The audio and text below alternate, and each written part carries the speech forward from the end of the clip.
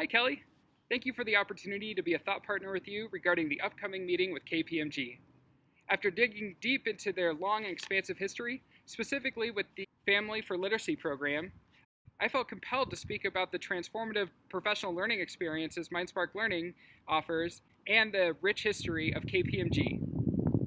While it's true that KPMG Family Learning volunteers and MindSpark Learning staff have a long history of providing quality education delivery through exploratory experiences of deepening learning through a focus on building strong vocabulary and critical thinking skills, a second overlap that I personally believe will serve as an ally to young people across the nation is that of impacting what is known as resilient communities.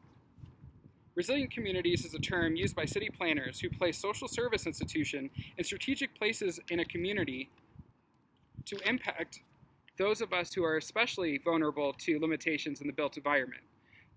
Dr. Michael Unger, out of the Resilience Research Center, has done extensive work in this area and has created bodies of work supported by evidence gathered across the globe. Dr. Unger, as well as other scholars in their field, are quick to remind their readers that when talking about resilience communities, we must first talk about access, but we also must talk about being able to navigate social service programs once they finally have gained that access. To understand how to navigate those social service aspects, Dr. Unger talks about a community that has been forced to reconcile a problem that they face in their community, which is youth homelessness. In this community, there was a parent who lost a child to youth homelessness, and they decided to create a center in which young people could go after school to receive a square meal. Now, this center got so popular that it caught the attention of public health professionals, social workers, and individuals that are researchers. Once these professionals understood that they would have a captive audience in the center, they flocked to the door so they could start to do their work. However, the program director stood outside of that center and said, "You can't come in.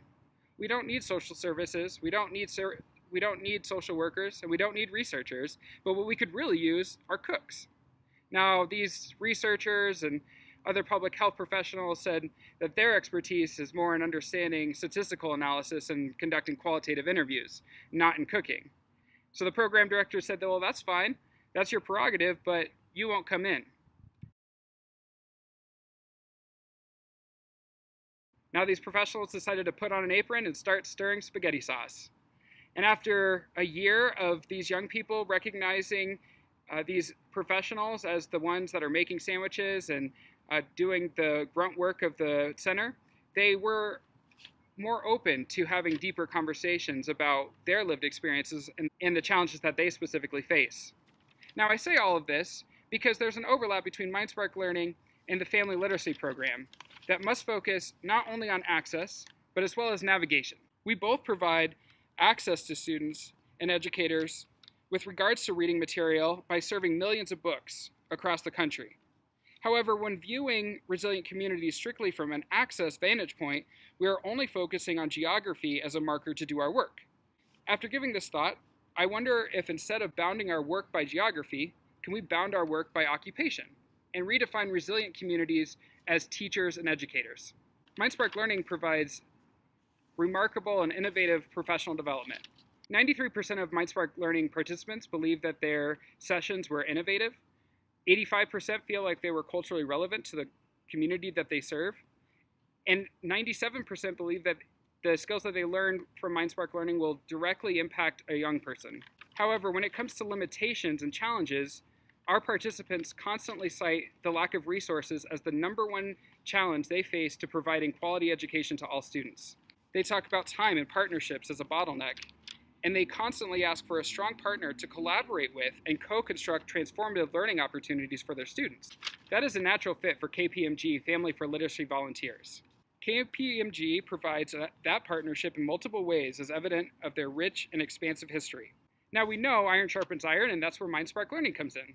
We have trained over 20,000 educators in disciplines such as design thinking, problem-based learning, and education accelerator. If KPMG and MindSpark Learning redefine resilient communities from geography to occupation, we can train KPMG volunteers in the mSL discipline, which then will serve the needs of educators as evident from their responses time and time again, and we will be giving them what they constantly ask for. So, what do you say? Can we team up and redefine resilient communities from geography to occupation and truly be an ally to educators across the country?